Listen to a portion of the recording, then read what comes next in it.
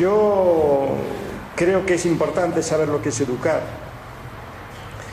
Y educar yo creo que es la principal manifestación de nuestras sociedades de optimismo, de amor y de confianza en el ser humano, ¿no? Porque es pensar que las cosas se pueden transformar y que esa persona podemos ayudarle a desarrollar todo un mundo de posibilidades y de capacidades y ponerla en contacto con un conocimiento capaz de mejorar su propia vida y de las demás personas, ¿no? Es parte de un proyecto político donde intentamos construir el futuro, diseñar y construir un determinado tipo de futuro. Un futuro que lo diseñamos sobre el análisis que hacemos de lo que está aconteciendo en el presente, de qué cosas en el pasado condicionaron este presente que estamos viviendo y, por lo tanto, por qué tipo de sociedad del futuro estamos apostando, ¿no? Es siempre un proyecto de diseñar, construir ese futuro. Lógicamente, todo sistema educativo también es el resultado de luchas que hubo antes y que condicionan este presente. Es decir, lo que tenemos hoy en el sistema educativo no nos vino dado, hubo que conquistarlo, y muy seriamente. Porque la educación en principio estaba destinada solo a determinados colectivos, en principio eran hombres, luego ya fue hombres y mujeres, luego ya de todas las razas, de todas las etnias, de todas las creencias, religiones, cada vez más años de escolaridad, ¿no? Porque consideramos que era importante, si queríamos construir una sociedad auténticamente democrática y auténticamente justa. El problema es que cuando analizamos este presente hoy se nos mueven muchas cosas, ¿no? Porque la institución escolar tiene unos orígenes que es importante también ser consciente, ¿no? Pensad que la institución escolar fue una institución clave en la construcción de las naciones, y por eso los estados al principio ponían la escolarización obligatoria. Pero es que era la única forma de construir una ciudadanía que pudiese hasta comunicarse entre sí, porque todos los países hablaban muchos idiomas, tenían formas de contar, pesar y medir diferentes, tenían tradiciones diferentes, etc. Había que hacernos partícipes de que por el hecho de vivir en un determinado país teníamos una lengua que nos permitía comunicarnos entre todas y todos, íbamos todos a aprender y a contar y a pesar y a medir, ¿no? Pensad, incluso el nombre de las asignaturas era lengua, que era una sola lengua. Eran las matemáticas, que era la imposición del sistema métrico decimal. Es decir, entre paréntesis, hoy no podríamos leer el Quijote en versión original, ¿no?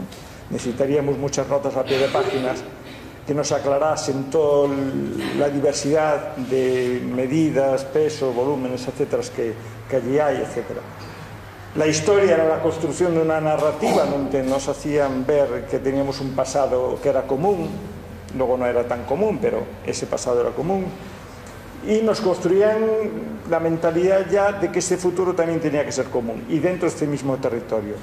Y así era la geografía, etcétera, así eran todas las materias. Eran construir mentalidades muy chauvinistas, muy monoculturales, monolingüistas, sobre la base de exagerar y visibilizar y construir primero también un imaginario de lo que eran las personas extranjeras, los países extranjeros, que siempre eran peores que nosotros, o malvados, o tenían intereses ocultos, y nosotros éramos los buenos. Todos los países del mundo funcionaban con esos esquemas, ¿no? Claro, algo que se nos rompe en el momento presente, en momentos de globalización, de circulación de poblaciones por todos los lados constantemente. Y las palabras son todo lo contrario. El discurso que hoy organiza, los lemas, lo que nos moviliza, son palabras radicalmente diferentes a esa escuela única, nacional, chauvinista, destinada a construir la nacionalidad española, o francesa, o alemana, o la que fuera. Porque las palabras son multiculturalidad, multilingüismo, hablamos de diversidad, por supuesto, vivimos en sociedades democráticas y decimos esa institución tiene que ser democrática, tiene que ser cosmopolita, y criticamos los cánones culturales, ¿no? Cuando de repente nos dicen es que todo el mundo tiene que saber tal cosa porque esto es básico en toda la humanidad, ¿no? Intentar saber cuáles son los conocimientos que toda la humanidad debería saber. Claro, eso significa que cada vez que se hace público cualquier listado, hay siempre colectivos que dicen, oiga, es que yo no existo para usted y por lo tanto no considera que mi sociedad construyó algo que merece la pena, etcétera, etcétera. Os decía que el sistema educativo es el resultado de luchas que hubo en el pasado entre los diferentes colectivos sociales que se iban organizando en torno a ideales de cómo consideraban que debía ser la sociedad, a conceptos de justicia, y que eso les movilizaba. Y eso es lo que dio origen a un determinado sistema educativo y a la sociedad que tenemos hoy. Pero en este momento pasa exactamente lo mismo. Los diferentes colectivos que hay se están organizando, están organizados, y sobre esa organización defienden sus intereses. Unos son de un tipo y otros son de otros. En el sistema educativo está claro. Hoy somos todos muy conscientes, y los que, aunque estén menos metidos en el ambiente de los análisis, hay una serie de conceptos y palabras que está escuchando continuamente. Y estamos oyendo de que hay una reorientación neoliberal, otros dicen conservadora, otros dicen neoconservadora, es lo mismo, en los sistemas educativos. Es decir, el sistema educativo, alguien está forzando, hay toda una serie de instituciones que están forzando que sea de una forma. Hay otras instituciones y sobre todo colectivos sociales que intentan que sea de otra forma. Pero en este momento la sensación que nos da a todo el mundo es que van ganando estas reorientaciones neoliberales y conservadoras, en la medida que son esos grupos los que están ocupando en este momento el gobierno de la mayoría de los países. Y esa reorientación se lleva a cabo a través de toda una tupida red de organizaciones que están muy coordinadas y vertebradas entre sí. Una de ellas es la OCDE, que esa sí os suena. Y la OCDE, uno diría, hombre, pero ¿eso qué tiene que ver con la educación? ¿No? Porque está como más vinculada a las cuestiones económicas. Pero bueno, todos sabemos que la OCDE cada 4 años publica un informe, se llama PISA, y a partir de ahí dice cuáles son los países mejores del mundo y cuáles son los países que tienen los sistemas peores del mundo. Y ahí se monta todo un gran revuelo. Luego, si queréis, podemos concretar incluso qué analiza PISA, porque PISA analiza 3 tonterías y deja las más importantes sin analizar. La Organización Mundial del Comercio, que es la institución mundial que hay destinada a la privatización, a generar mercados, pero para los sectores, para las iniciativas privadas.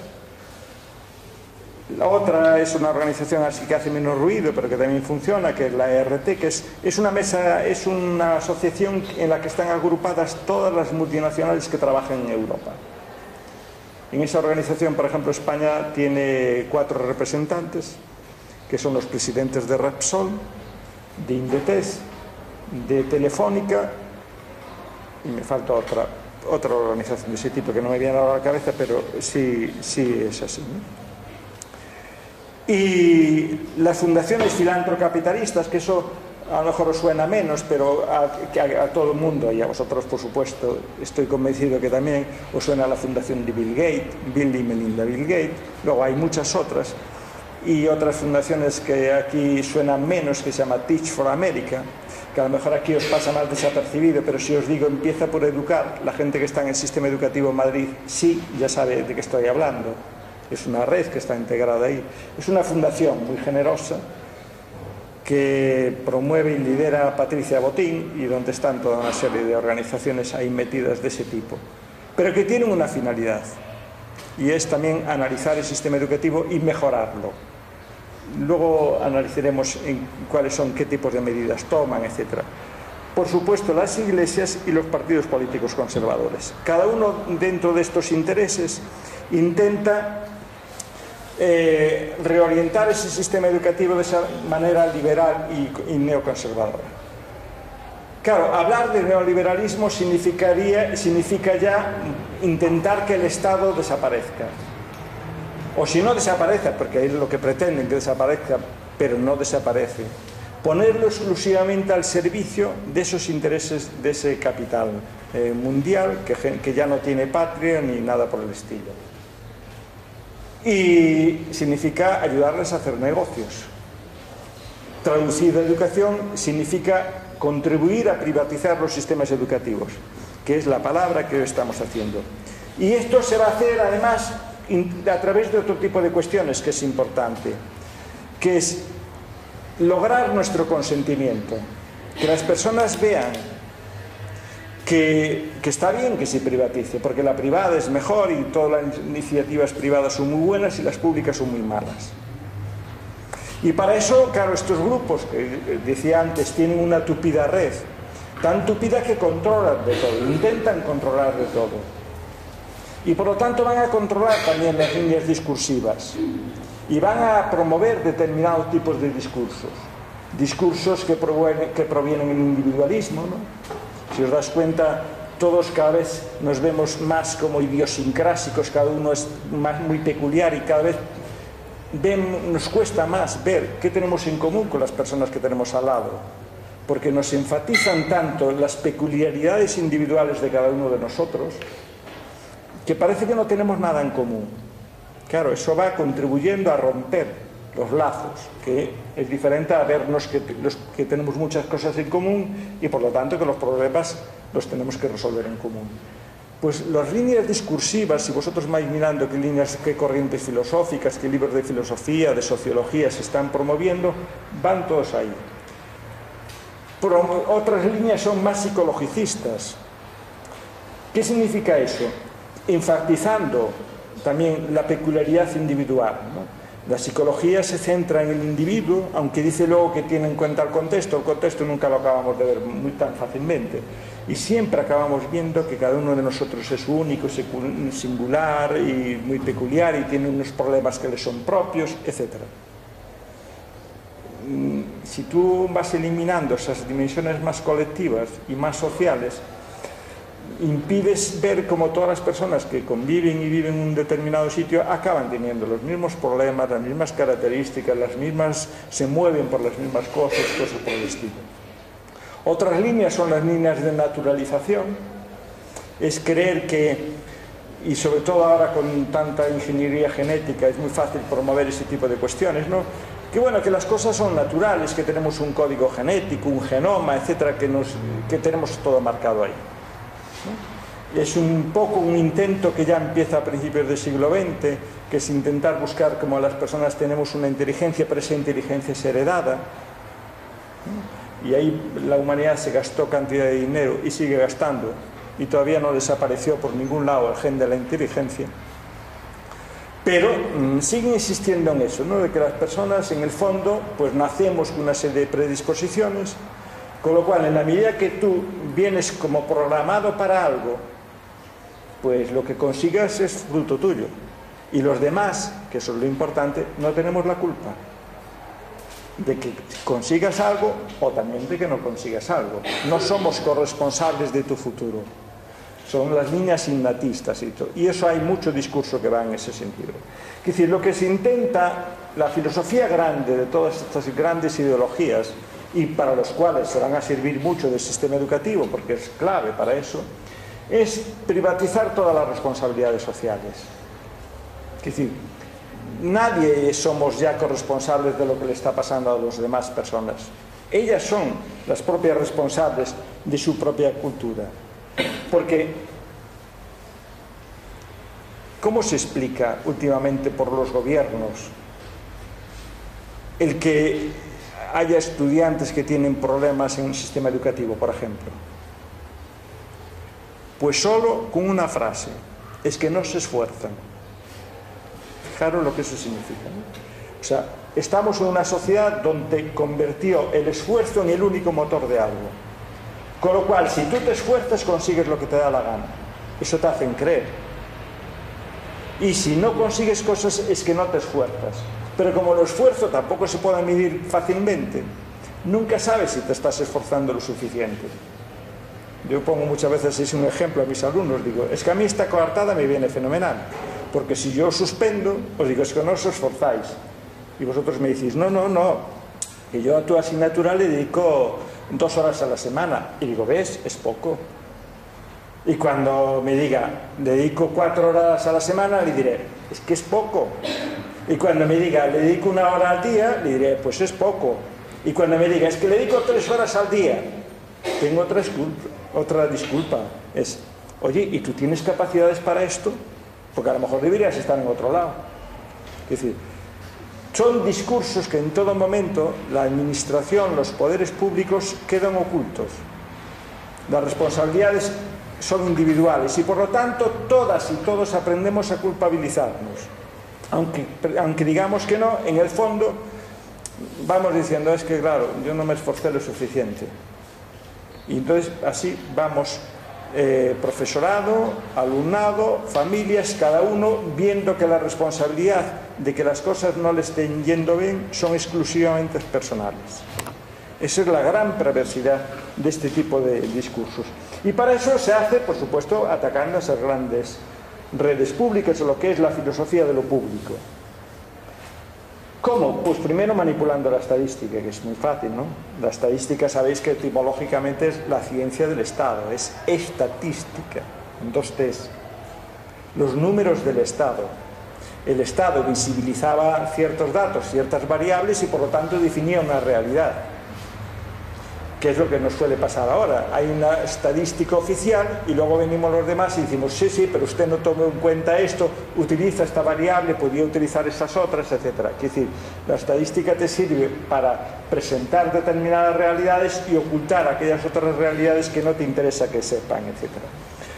Claro, y eso lo tenemos. Por ejemplo, si yo quisiera hoy saber el fracaso educativo en España por clases sociales, pues no hay ni una sola estadística que nos diga eso, porque el Estado utiliza solo el concepto de hombres y mujeres. Y digo, vale, pero además de hombres y mujeres, esos hombres y mujeres, unos son de una clase social, otros incluso además tienen otra categoría, que es tienen una etnia, que no es la mayoritaria de aquí, y por lo tanto me gustaría que esos datos tuvieran en cuenta eso. No sea que, tomando en consideración esos datos, esa estadística me levante otro problema de fondo, que de esta forma no monta, porque claro, si son hombres y mujeres somos todos iguales. Es decir, es el discurso de la privatización de las responsabilidades, de la psicologización, de la naturalización, lo que esconde es un implícito que es falso. Vivimos en una sociedad que ya hay igualdad de oportunidades. Y como ya hay igualdad de oportunidades, efectivamente las diferencias son solo individuales y son fruto de los esfuerzos personales.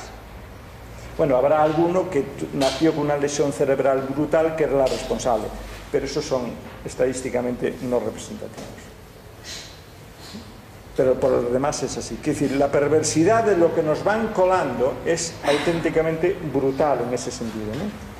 Y entonces te presentan, manipulan las estadísticas sin tomar en consideración, por ejemplo, eso, pues la clase social, las ocupaciones de la familia, el barrio en el que uno vive, qué condiciones tiene de habitabilidad ese barrio, los niveles de salud, etcétera, etcétera. Pero la finalidad de todas esas estadísticas es convencernos de una cosa que están convenciendo muchas veces a la población que accede a una información que está tan manipulada. Y es que las iniciativas privadas son las eficientes y las iniciativas públicas son las malas. Y nos van metiendo esa idea continuamente, ese bombardeo va por todos los lados, utilizando esas estadísticas. Y hasta omitiendo otro tipo de datos que les echarían abajo eso. Porque si hoy miramos el nivel de las personas que están ocupadas y su nivel de formación, una cosa que nos sale escandalosa en este país es que las personas tienen sobrecualificación. Están todas con más cualificación de las que requiere ese puesto de trabajo.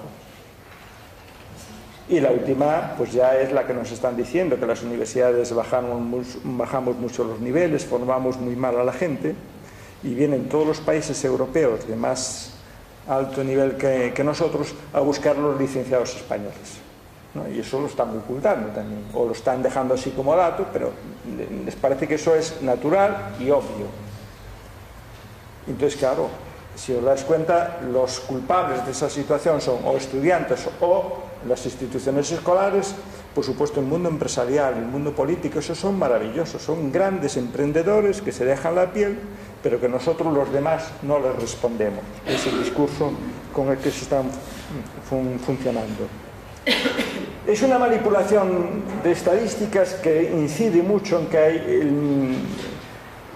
los niveles están cayendo Otra falsedad enorme. Nunca, en ningún momento de la historia, en el Estado español, la población tuvo el nivel de formación que tiene ahora. Nunca.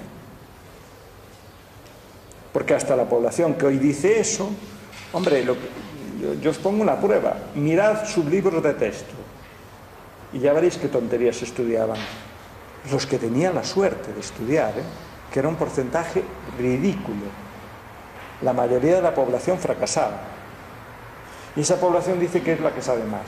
Hombre, es muy fácil. Es decir, yo puedo evaluar y demostraros a todos que sabéis todos menos que yo. Yo pongo el listón, hago las preguntas, miro lo que yo sé y en la medida que sepáis lo mismo, pues tenéis buen nivel. En la medida que no sepáis lo mismo que yo, tenéis diferente nivel. No me atrevería a que hicierais vosotros el listón, porque entonces seguramente me saldría yo el torpe, etc. La idea es... están cayendo los niveles y el país está en peligro, claro, porque en este momento la crisis es porque, claro, el sistema educativo es un desastre, la formación es un desastre y dicen los empresarios que no encuentran gente cualificada. Pues todo eso es la forma de hacer eso. Claro, la cuestión es desmantelar esa red pública y por lo tanto otra línea discursiva muy importante es por supuesto, y quienes trabajan ahí son funcionarios. Claro, tú imagínate lo que significa hoy ya muchas veces socialmente decirle a una persona, oiga, ¿usted qué es? No, yo soy funcionario del Estado. O sea, un vago, un maleante, un ladrón, no sé, es así. Claro, tú dices, ¿cómo? Es la imagen que hay. Claro, y se olvidaron de por qué en el sistema educativo la figura más importante que debemos seguir defendiendo es el variado.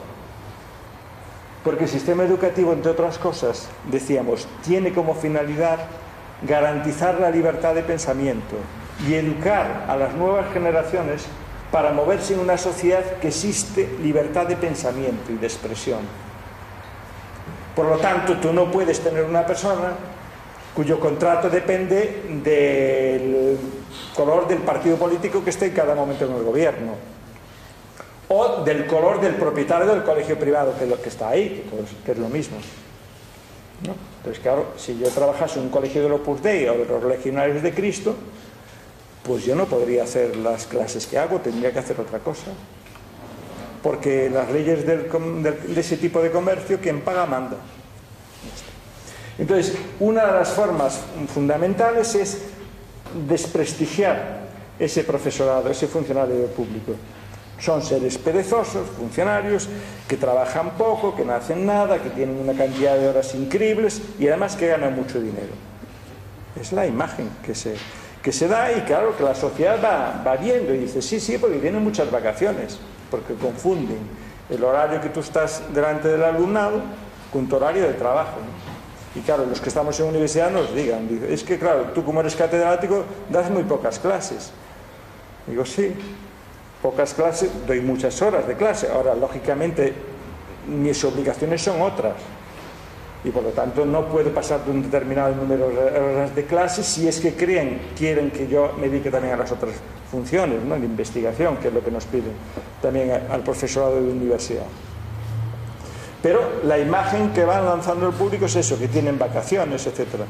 Entre paréntesis, yo no sé conducir, entonces utilizo mucho los taxis. Y cuando llegas en vacaciones de verano a la facultad y le dices a un taxista, ¿me sube a la facultad?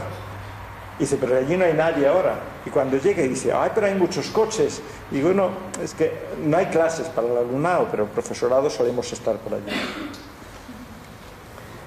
Y por supuesto, si tú atacas a los funcionarios, una forma también de atacar es a los colectivos que defienden a esos funcionarios. Tú dices, oye, soy funcionario o soy de un sindicato.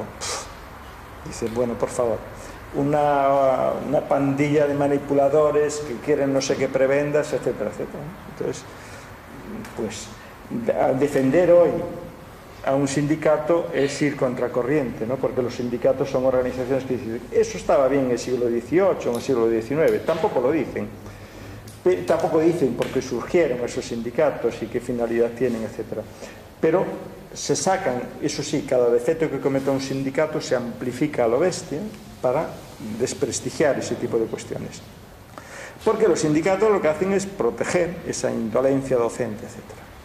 Entonces, si os dais cuenta, si tú atacas a ese funcionariado, atacas a los sindicatos, atacas toda cuanta organización colectiva existe, ¿qué única organización te queda? La familia. Y ahí están todos los discursos sobre la familia. La institución más egoísta que tiene el ser humano, ¿no? Porque claro, cuando cada uno de nosotros se comporta como miembro de una familia, solo te interesan los miembros de tu familia. Cuando esa familia, entre comillas, pasa a ser la sociedad, porque militas en una ONG, en un partido político, en un sindicato, tus intereses son los de esa colectividad más amplia que sobrepasa a esa familia. Y entonces se hace al revés, se da el poder a todas las familias, hasta el punto que hay una especie de parentocracia peligrosísima, porque se juega con que todas las familias están muy bien preparadas y muy bien capacitadas, que todas las familias disponen de información y todos esos miembros de esa familia con capacidad para interpretar y analizar y tomar decisiones de una forma objetiva. Claro. ¿Y por qué tuvimos que hacer obligatorio el sistema educativo? Incluso penalizar a aquellas familias que no enviaban a sus hijos y hijas a las escuelas por las razones que fueran. Unos porque querían que les ayudasen a trabajar en el campo, otros porque ya sabían bastante, otros porque querían que ser, no sé, cualquier otra cosa, o otras porque mira, es que ya les viene la regla y pueden quedar embarazadas y por lo tanto que se queden en casa. Claro, pero precisamente ese Estado preocupado por lo público, lo que decía, como sabemos que hay familias que es así, decimos la escolaridad es obligatoria en este momento hasta los 16 años. Y si usted no escolariza a su hijo o a su hija, está cometiendo un delito. Y por lo tanto, es objeto de sanción. Si os dais cuenta, esto desaparece de nuestro imaginario y tenemos las familias mejores del mundo, mejor informadas y que saben tomar toda clase de decisiones. Y por supuesto, en el caso de la educación, no solo ya se desmonta toda esa red pública de centros, sino que el próximo foco de ataque que ya llegó a este país, y que yo, entre paréntesis, creí que llegaría un poquito más tarde, porque algunas cosas empiezan siempre en otros países y cuando allí en otros países ya dan éxito, vienen a los demás, pero en este casi andamos en la modernidad más absoluta. Es el ataque a las instituciones de formación de profesorado. ¿Cómo? Pues diciendo que no forman bien a su profesorado, generalmente insistiendo en una cuestión. Es que la formación que se da en las instituciones de formación de profesorado es muy teórica. Claro, imaginaros qué barbaridad incluso se dice, pero que cuajó incluso entre el alumnado de esas facultades, que se creen que la teoría es como una especie de fantasía que no tiene nada que ver con la realidad, confundiendo lo que es una buena teoría con una mala teoría. En vez de decir, bueno, hay centros que efectivamente trabajan con malas teorías, pues se echa abajo todo eso y se cae en una especie de conocimiento, pues en el mejor de los casos, digo yo, debería ser artesanal. Pero ese conocimiento artesanal estaba fuera de las universidades, siempre, en todas las sociedades. Entonces se dice, no forman bien al profesorado porque les dan un conocimiento teórico y sobre todo dicen, es que les hablan de realidades políticas. Es un conocimiento que está muy politizado. Digo, claro, porque ese conocimiento es para analizar la realidad. Y la realidad es política, pero política en el sentido más puro y digno de la palabra. Porque la política es lo que nos permite analizar el entre las personas. Cómo podemos organizarnos para poder vivir juntos. Esa es la política. Entonces, lógicamente, si nosotros analizamos en el sistema educativo, estamos analizando la sociedad. Y tenemos que analizar que en el sistema educativo trabajamos con conocimiento, ese conocimiento puede beneficiar a unas personas y puede perjudicar a otras. Lógicamente tenemos que ver a quién perjudica y modificar ese conocimiento en la medida que esté perjudicando a gente. Claro, la opción es que se encarguen de eso toda una serie de fundaciones privadas. En Madrid tuvisteis ya la experiencia piloto, y es cuando la asociación esta Empieza por Educar, la fundación que preside Patricia Botín, que es una fundación que está englobada en toda una red que se llama Teach for America. Es una fundación que empezó en los Estados Unidos, también con el mismo discurso, criticando todo aquello y diciendo que ellos se iban a encargar de formar un profesorado y además que generosamente se lo iban a ofrecer a la pública. Y aquí efectivamente este año llegaron las primeras promociones a los sistemas públicos y menos mal que el sistema público pues respondió como tenía que responder y le dijeron, mire, nosotros las personas que entran a trabajar al sistema público son funcionarios, o sea, son personas que vienen por concursos públicos y transparentes, no porque alguien nos regala y nos facilita que entre alguien ahí, que no sabemos qué formación tiene, cómo fue formado, ni en qué consiste lo que sabe. Y por lo tanto son modelos que se echan para atrás. En el fondo estas fundaciones lo que intentan meter también en un ámbito como es el ámbito de la social son modelos que en otros campos pues más o menos pueden tener éxitos, como pueden ser en las grandes empresas privadas, pero la empresa privada y la empresa pública son cosas radicalmente diferentes y son lo que llamamos los modelos de MBA, ¿no? Esos cursos que organizan tanto las facultades económicas y empresariales, y es formar al profesorado con esos mismos modelos. El implícito que funciona en todos esos discursos es, hombre, es que las escuelas funcionan mal porque están mal dirigidas y administradas. O sea, volvió todo un discurso feroz de que lo importante en un centro es una dirección que ordene y mande.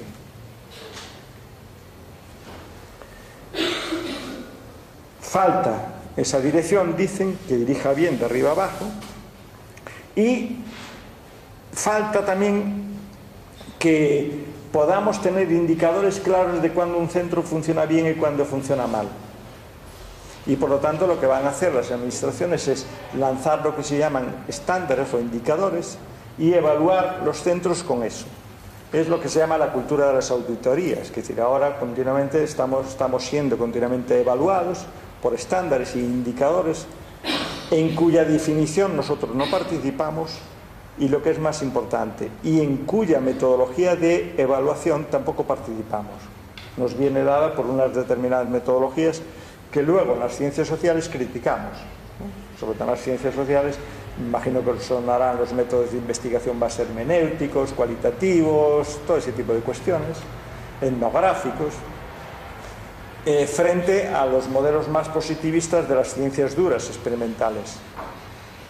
Pues esos son los que ahora nos están metiendo de rondón también con esas evaluaciones. Cuando ya víamos la debilidad de esas metodologías y la necesidad de buscar información más relevante, aunque tuviéramos que prescindir de cierta precisión, que era lo que hacen ese tipo de metodologías, pues ahora nos meten esas otras culturas, etc. Y los fracasos de los estudiantes han debido a eso, a que el centro no está bien gestionado. Claro, pero hay dos dimensiones, hay muchas más dimensiones, pero me interesa subrayar dos dimensiones que son radicalmente diferentes entre el modelo empresarial y el modelo educativo como servicio público.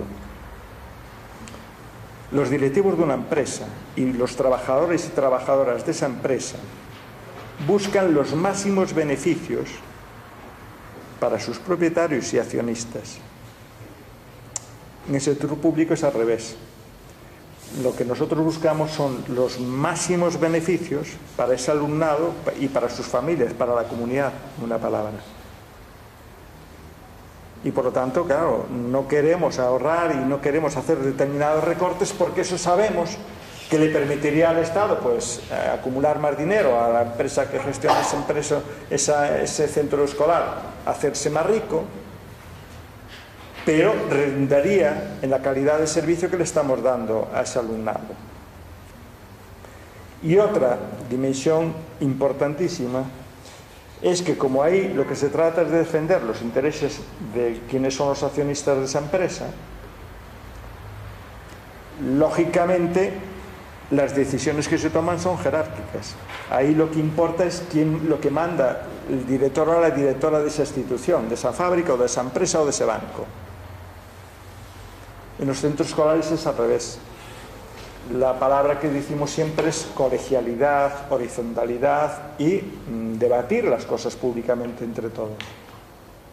Lo cual no quita que exista una dirección, pero es una dirección democrática y colegiada,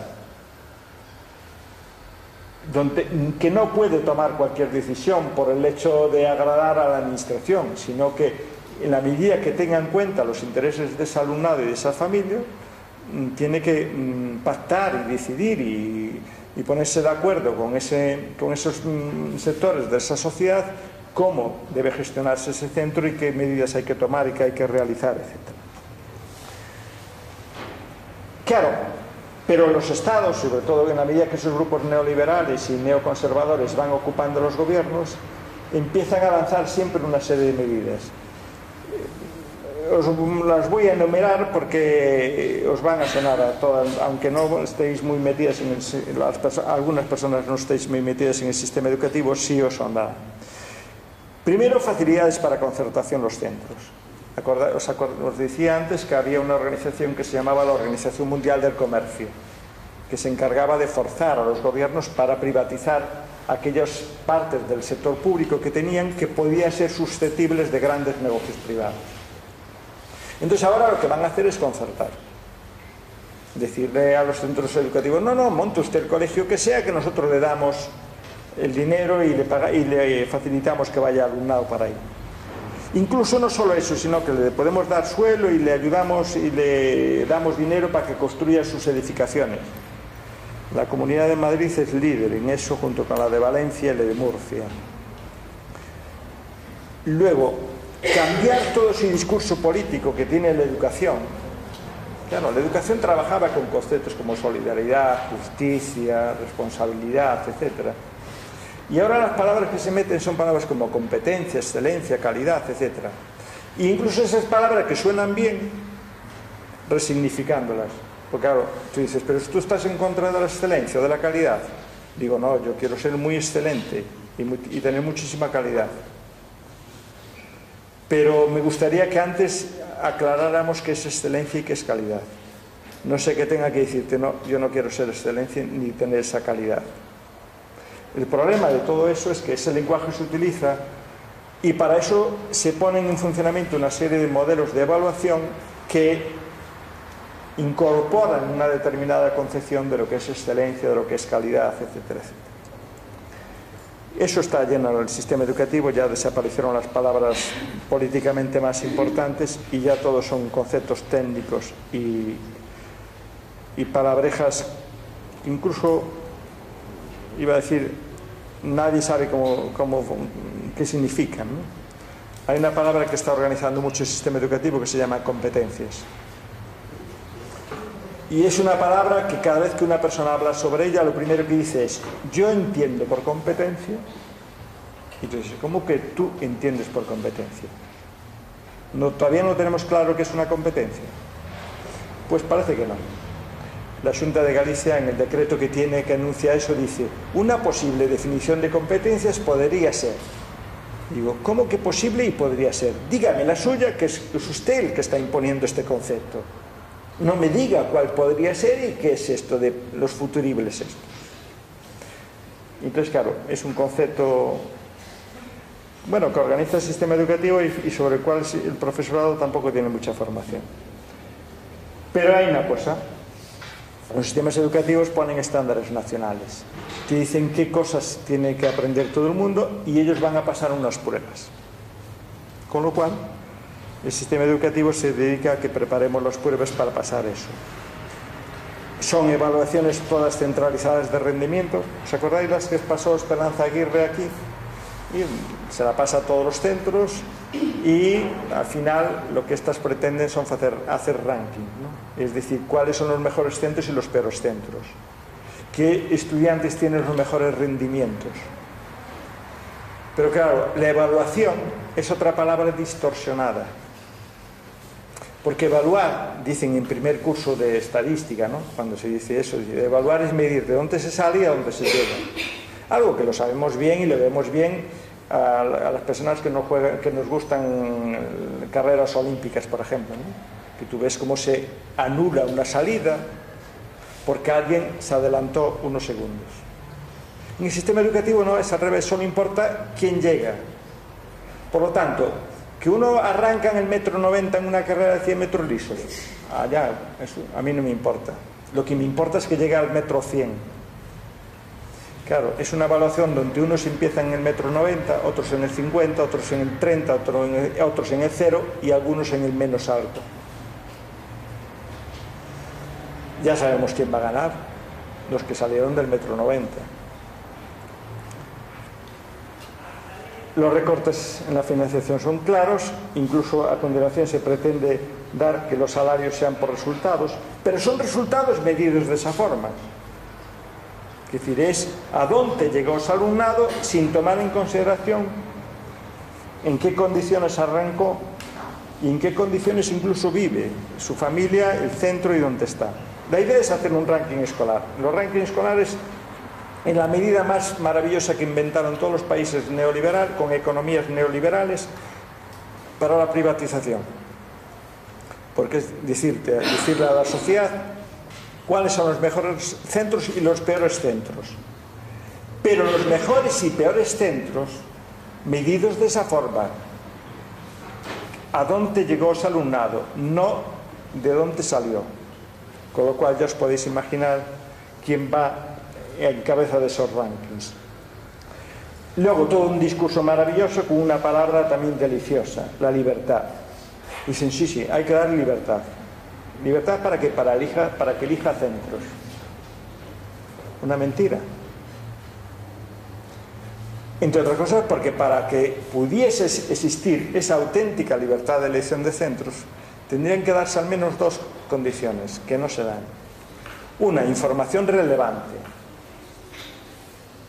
¿Dónde se produce en este país un debate sobre lo que es una buena educación, una mala educación, qué debe hacer el sistema educativo? ¿Esos debates dónde están? Ni en Telecinco, nada, en ningún sitio.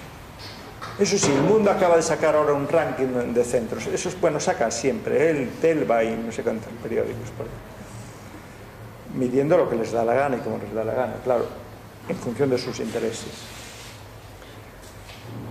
Necesitaríamos información y necesitaríamos otra condición clave, tener garantía, incluso una vez teniendo la mejor información del mundo, que no tenemos, que esas familias pueden interpretar esa formación.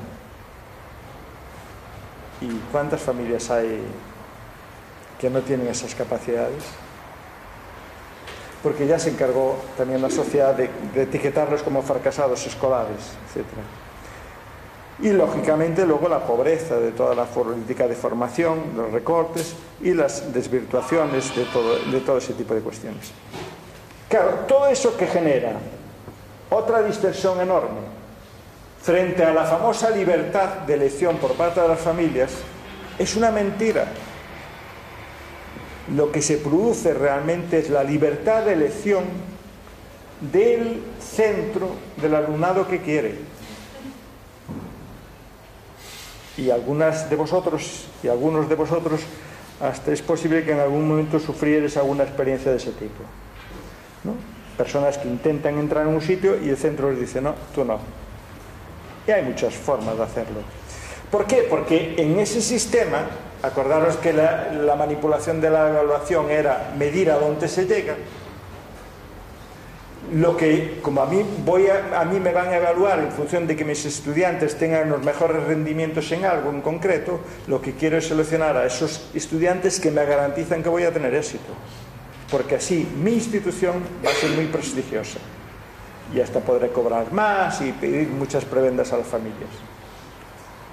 Entonces, en vez de ser la institución la que es importante porque está haciendo un trabajo maravilloso con los seres más desfavorecidos, es como si los hospitales escogiesen a los enfermos que tienen catarro para tratar Y los que tienen tumores y cosas más complicadas, eso los mandarán a otros centros, que también está dándose, por desgracia.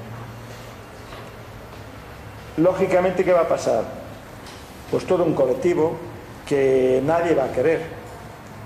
Y por desgracia, hasta en algunos momentos, hasta tampoco en la pública, les van a poner obstáculos. Personas inmigrantes pobres y grupos sociales desfavorecidos. Estos son el gran obstáculo. Y construir un sistema educativo segregado.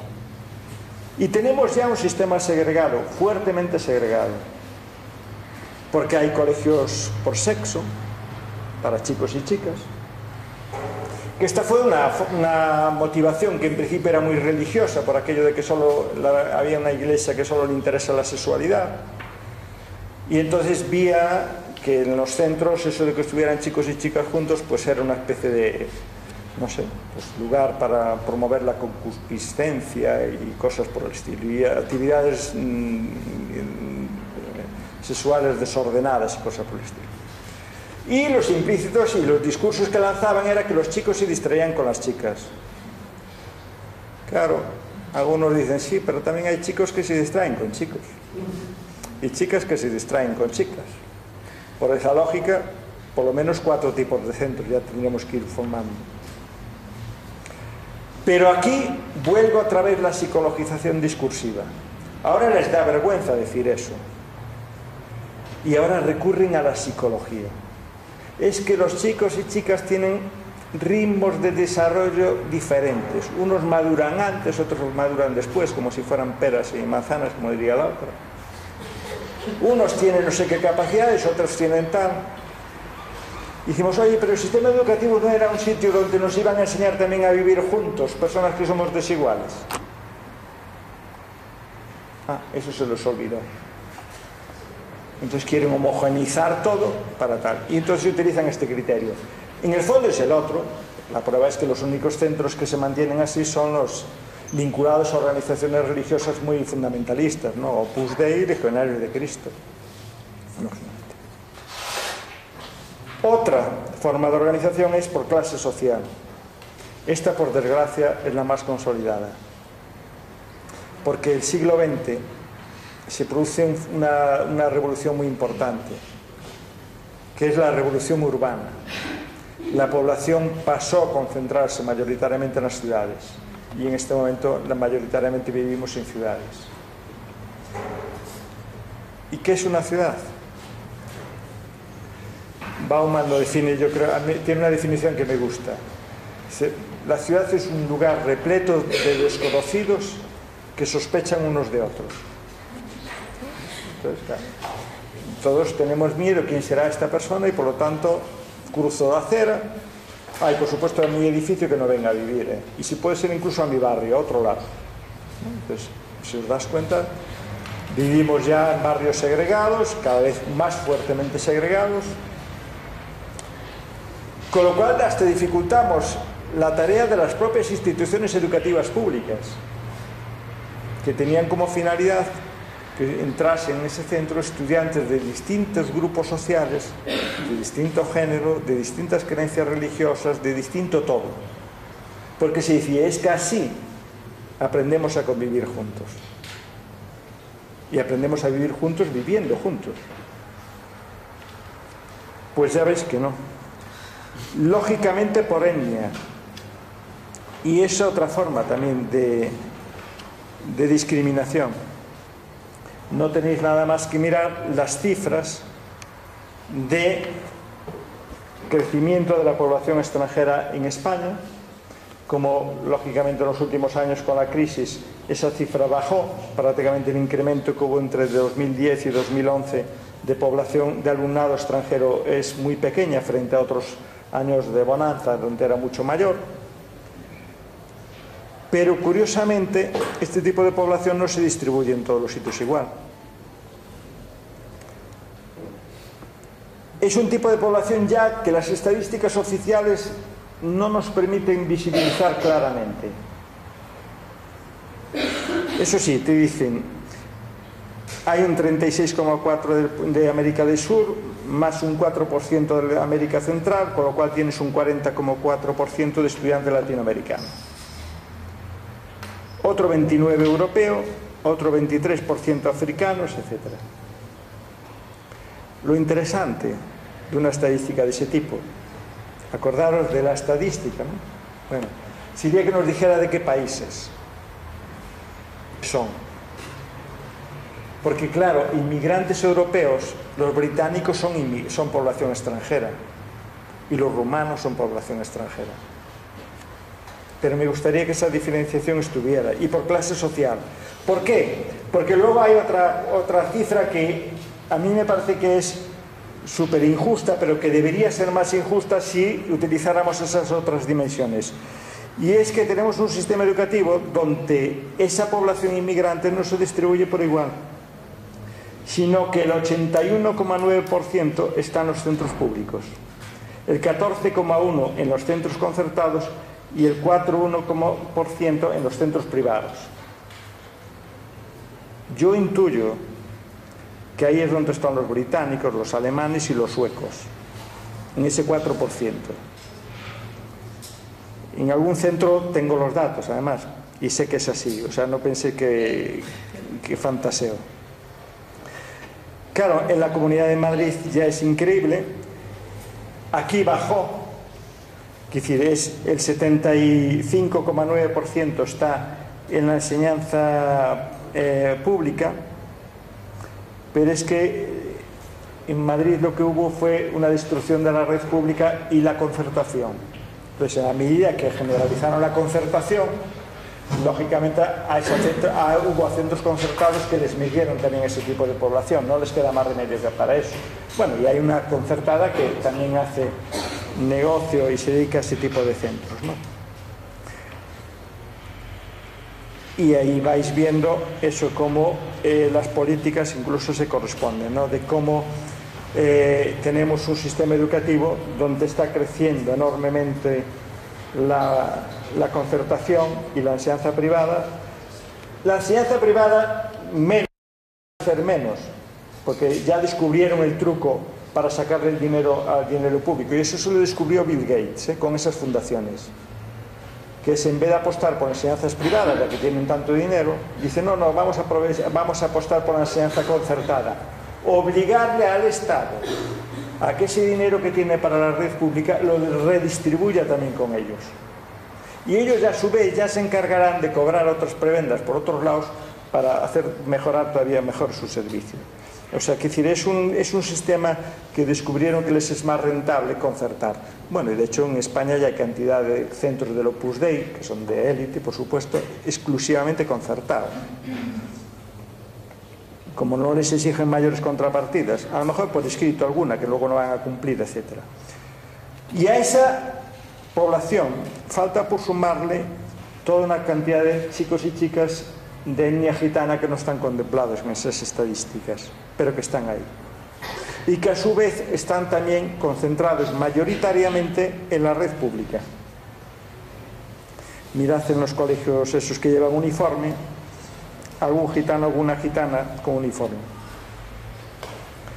Es un alumnado que a su vez tiene muchísimos problemas, y es uno de los elementos en los cuales nos están llamando la atención continuamente. La ECRI es una organización europea, dependiente del Consejo de Europa, que se dedica a analizar las cuestiones de discriminación. El informe del año 2011, el año pasado, se lo dedicó a España. Y en esa dedicación a España le llama la atención, y os pongo la frase textual, por aquello de que me puedan pensar que estoy exagerando.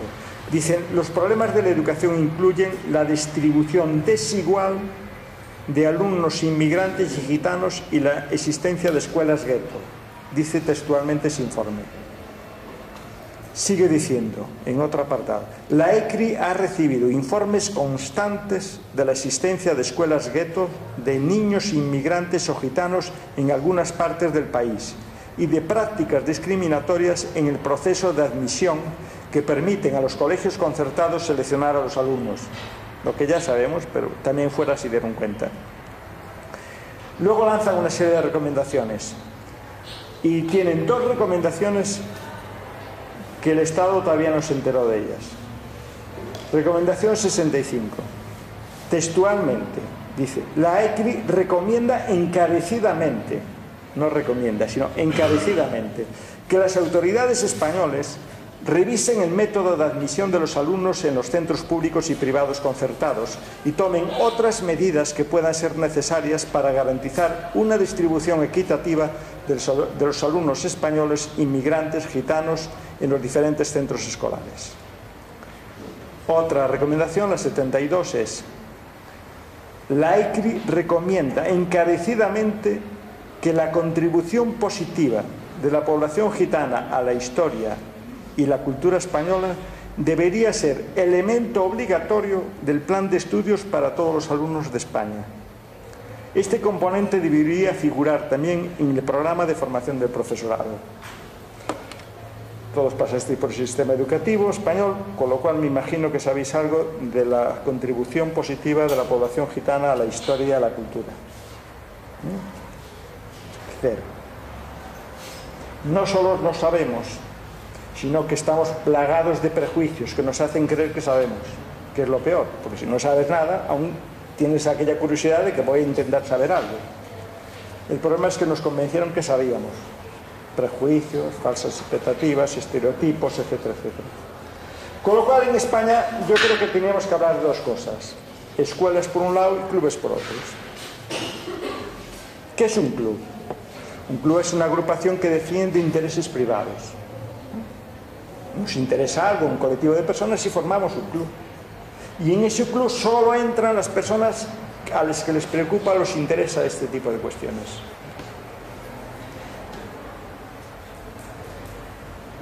Claro, una institución que agrupa a estudiantes en función del sexo, de la clase social, etcétera, etcétera, es un club. Son los mejores modos de generar exclusión. Una prueba: mirad en cada centro, si es para saber si es un club o es una institución educativa, el porcentaje de estudiantes de minorías que están escolarizados en cada centro escolar. Mirad el porcentaje de materiales curriculares que existen en las distintas lenguas de ese alumnado. Y no os digo mirar el contenido de sus materiales curriculares, porque ya os adelanto que es cero. En la medida en que dicen esos libros de esas minorías, no existen.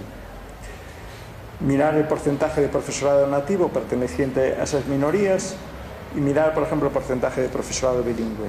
Con lo cual, ya vemos eso, cómo estamos caminando a un sistema educativo claramente dual. Por un lado están centros privados y concertados para un tipo de familias ricas y centros públicos. Centros públicos y privados, pero sobre todo privados y concertados, que van a practicar una educación segregada. Unos por clase social, por sexo, por religión. No os olvidéis que en este país permitieron los idearios. Permitir un ideario significa que si yo declaro que mi centro es de ideario católico, ya me deshizo de un plumazo de toda la población africana y de toda la población gitana. Solo con decir eso, este es el ideario de este centro. Escuelas segregadas por capacidades. Está volviendo a pesar y a reaparecer todo el mecanismo de las aulas de educación especial, porque nos olvidamos del discurso que generó la integración. Y fue solo un discurso, fue introducir en el discurso que había el discurso de los derechos humanos. Hasta la década de los 70, si tú hablabas de personas con necesidades educativas especiales o que tenían algún tipo de discapacidad, estabas pensando que era ya una especie de proyecto fallido de ser humano que le competía exclusivamente a la medicina y a la psicología. Nada más. Y por lo tanto, a ver, como desde ahí, pues se paliaba algo eso. Y nada más. En la década de los 70 empezamos a darnos cuenta de que, además de ser una persona discapacitada, antes que todo eso, era un ciudadano y una ciudadana. Y por lo tanto era objeto de los derechos humanos. Y por lo tanto no se le podía discriminar. Con esa lógica fue con la que forzamos que los chicos y chicas con discapacidades estuviesen en las aulas normales. Y con esa lógica rompimos todo el discurso científico que nos hablaba de los límites, ¿no? Hoy también es el día de las personas con síndrome de Down, ¿no? Eso me interesa esta mañana. Cuando yo estudié eso, que no fue hace tantos siglos, fue en el siglo pasado, pero bastante más próximo, allí se decía, una persona con síndrome de Down muy difícilmente puede aprender a leer y escribir, muy difícilmente y con muchas dificultades. De ahí ya no pasaba. Hoy acaban primaria, secundaria, bachillerato y titulaciones universitarias. Claro, nos obligó a revisar todo y aprendimos que no hay límites. Aprendimos que en el mejor de los casos no sabemos todavía cómo estimular a este tipo de persona que tiene este tipo de capacidad, pero que tenemos que aprender a estimularlo y tenemos que inventarnos otra forma. Es la misma crítica que le habían hecho siglos atrás a la medicina Francis Bacon, cuando les decía a las personas, a la medicina le decía a los médicos, son ustedes el freno a la ciencia. Y eran el freno a la ciencia porque ellos catalogaban las enfermedades en dos tipos, curables e incurables. Digo, si son incurables, ya no hay posibilidad de desarrollo científico. Y mira, se aprendieron. Aprendieron que hay enfermedades que ya sabemos cómo curar y enfermedades que todavía no sabemos bien cómo curar, pero que tenemos que aprender. Eso nos pasó a nosotros en educación en este tipo de situaciones. Pero ahora, con la reaparición otra vez de esa educación segregada, es fácil que volvamos a tener retrocesos. Entonces tenemos una educación, hay unos centros que están organizados así, otros centros que están organizados por el rendimiento académico de su alumnado, entonces ahí hay centros públicos fundamentalmente y algunos centros concertados, que son para aquellos estudiantes que tienen lo que se dice resultados normales. Pero ahora hay una tercera red de educación segregada que son para esos que llamamos estudiantes de élite, ¿no? Los colegios que se llaman de excelencia, colegios bilingües, que es una forma disimulada de decir lo mismo, o ramas bilingües, porque hay centros donde encima la discriminación está dentro, tienen un centro que es un aula que es de habla normal y la otra es bilingüe, con lo cual dices, aquí están los listos y aquí están los torpes, pero es igual. Pero lo disimulamos con el lenguaje y le llamamos de otra forma. Y por supuesto hay otra forma de educación segregada, que son la cantidad de chicos y chicas que ya no están escolarizados en el sistema educativo, que están en unos programas que se empezaron en los años 80 que se llamaban los homeschool, que son las familias que deciden educar ellas a sus hijos e hijas y ya no los mandan a los centros escolares. Este que empezó siendo un movimiento ultraconservador y sobre todo vinculado a los grupos ultras religiosos, que asustaban a las familias diciéndole, si manda a su hijo o a su hija a un centro escolar, va a entrar en contacto con el mundo de la droga, con la prostitución, con el sexo, bueno, todo el mundo de los vicios. Entonces, ¿por qué no lo educas tú en tu casa, que ahora ya tenéis un nivel cultural que os permite educarlos? Y tenemos otra cosa, la red. Vamos a través de internet crear una red para comunicarnos en nosotros y apoyarnos. Eso empezó por esos grupos y ahora están también los grupos anarquistas, que es lo mismo, como no creen en las instituciones, pues tienen ese tipo de cuestiones y en España hay redes ya por todos los tipos, en todas las ciudades. Me parece que es una realidad que las administraciones públicas están tapando, aunque ya cuentan hasta con sentencias a su favor, porque descubrieron que la educación, la Constitución española dicen que la educación es obligatoria, no la escolarización. Y juegan con ese concepto políticamente. Con lo cual, hay una viñeta que define muy bien Francesco Tonucci, que analiza cuál es el cambio en la escuela española en los últimos 40 años.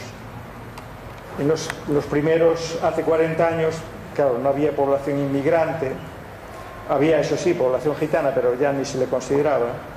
Y entonces, bueno, pues ya veis quién está en primero de la clase y quién está al último. 40 años después varía que el último pasó a ser de color. ¿Eso qué nos dice? Y con eso quiero acabar con esto. Se nos olvidó abrir el debate sobre la educación. Nos metieron con tanto concepto tecnocrático, tanta palabrería, que se nos olvidó el debate de para qué son los sistemas educativos. Y la función de los sistemas educativos era en una sociedad que está luchando contra la discriminación, contra las injusticias. Y descubrimos que el sistema educativo era un instrumento maravilloso y básico para caminar y construir una sociedad en la que reinase la igualdad de oportunidades. Era un elemento básico para ayudar en esa filosofía. Y por supuesto era el instrumento básico para formar una ciudadanía solidaria y democrática. Ciudadanía, es decir, personas que son sujetos activos de esa sociedad, que deciden cómo quieren que sea esa sociedad y participan en esa sociedad.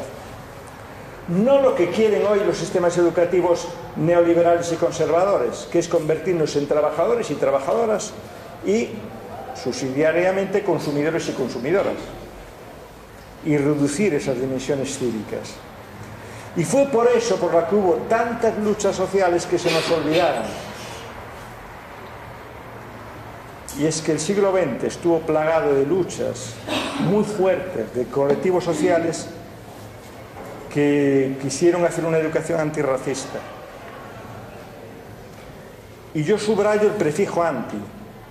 No me gusta una educación no racista y no sexista. A mí no me gustan esas palabras, porque eso es lo que nos lleva fácilmente a creer que son los otros los que son racistas y los que son sexistas, porque yo no lo soy. Antirracista significa asumir que todos somos racistas, sexistas, clasistas, homófobos, si fuimos educados en algún país, en algún sistema educativo del planeta Tierra. Si es en otro lado, no lo sé. Pero en el planeta Tierra todos los sistemas eran así. Por lo tanto, todos salimos así.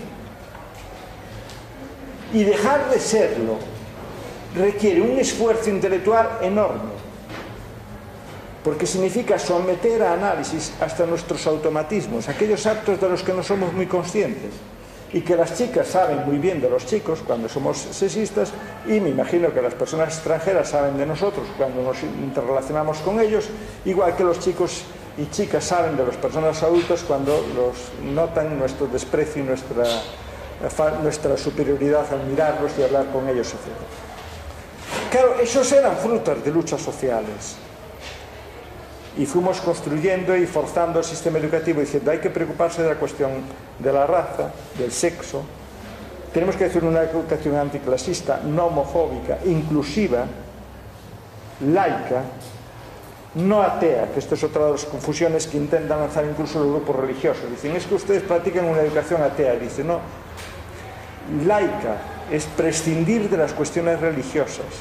Y si las dejamos fuera, el ateísmo es convencerse o estar convencidos de que las religiones es una manipulación y luchar contra las religiones.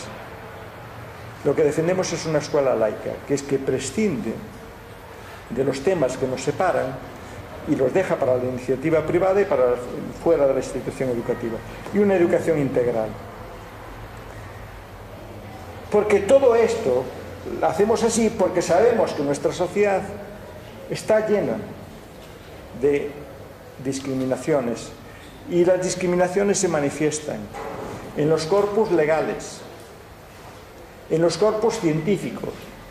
Nuestro conocimiento está plagado de sexismo, de racismo, de clasismo, de colonialismo, etc. Porque era el instrumento de la conquista. De manifestaciones en nuestra vida social. Todos sabemos que hay determinados colectivos a los que les cuesta mucho encontrar trabajo, etc. En las legislaciones económicas hay unas discriminaciones psicológicas, que es cuando ya hasta el propio discriminado lo asume y lo introyecta y por lo tanto limita sus expectativas porque ya le convencieron de que los problemas están en él y sus limitaciones son responsabilidad exclusivamente de él. Entonces, todo proceso de manipulación pasa siempre por convencer al manipulado de que estamos haciendo lo justo y que la culpa no es nuestra, sino que es exclusivamente de él. Y por supuesto religiosa. El problema, y me niego a no poneros otra cosa que tenía aquí puesta, es que todo esto no basta solamente con la entrada y presencia de estas gentes en las aulas. Porque yo creo que ahí está uno de los grandes problemas. tú puedes tener a la gente junta dentro de un aula y seguir practicando la discriminación. La gran discriminación se está produciendo con la cultura escolar. En la medida en que la cultura escolar nos permite ver esa realidad integral y nos permite tomar en consideración eso. Lleváis muchos años en el sistema educativo. Mirad qué es lo que podéis hablar y decir sobre la columna que está en rojo y sobre lo que está en azul o en negro. Y claro, el sistema educativo todavía es un sistema donde la cultura y de lo que se habla es del mundo masculino. Alguien dice, hombre, hubo muchos avances en el mundo femenino. Digo, cuidado, porque en el mundo femenino estamos disimulando muchas veces. Hubo avances, pero no tantos, cuidado, o por lo menos no en el grado que deberían ser, como para que nos bajáramos la guardia ahí, ni mucho menos. Porque ¿cómo se mide la mayoría de las veces la discriminación de un texto? Andamos contando palabras a ver si hay el mismo número de hombres y mujeres, si hombres y mujeres tienen las mismas profesiones, cosas por el estilo, ¿no? Mira, el sistema educativo dejará de ser sexista y tratará los problemas reales que tiene el mundo femenino en la medida en que en el sistema educativo ese alumnado que viene a conocer la realidad y prepararse para entender esa realidad pueda responder a algunas de esas preguntas y a algunos de esos problemas que es. ¿Qué significa que exista una discriminación en el trabajo doméstico o en el segundo turno? ¿No? Que las mujeres, aquellas que incluso trabajan, tienen 2 turnos, trabajan dentro y fuera de casa. ¿Qué significa la maternidad y el cuidado de hijos e hijas? La violencia contra las mujeres, la precarización laboral, el techo de cristal o el mundo de la prostitución. Si esos son grandes problemas que hoy afectan a ese sector, yo me niego a creer que el mundo femenino está presente. Es un mundo de personas adultas, un mundo de la infancia y juventud. Eso por supuesto, el sistema educativo es al revés. Nunca vi ni una ilustración, ni mucho menos una actividad donde dijese que chicos y adolescentes pueden hacer algo juntos. El mundo es adultocéntrico. Los adultos somos el eje y todos los demás circuláis en torno a nosotros. Pero vosotros podéis hacer algo con niños y niñas. Que os enseñase el sistema educativo. Fuera aprendisteis, porque hay ONGs y otras actividades que hacen esas cosas. Pero el sistema educativo nunca hace nada de eso. Y lo que ya nunca aprendisteis es que en la historia hay jóvenes que hicieron cosas importantes para la humanidad. No, los jóvenes no hacen nada importante. Repasaros, decir en voz alta que cuántos jóvenes estudiasteis en el sistema educativo que hicieron cosas importantes. Claro, es que si hacéis cosas importantes hay que dejaros paso. Entonces, ¿verdad que no estáis preparados? Y el discurso de la caída de los niveles, ¿no sabéis? Cuando escuchéis a un adulto que sigue manteniendo eso, ya entró en la tercera edad. Personas heterosexuales, por supuesto, todo el otro mundo no existe, profesiones de prestigio, medios urbanos y cosas por el estilo.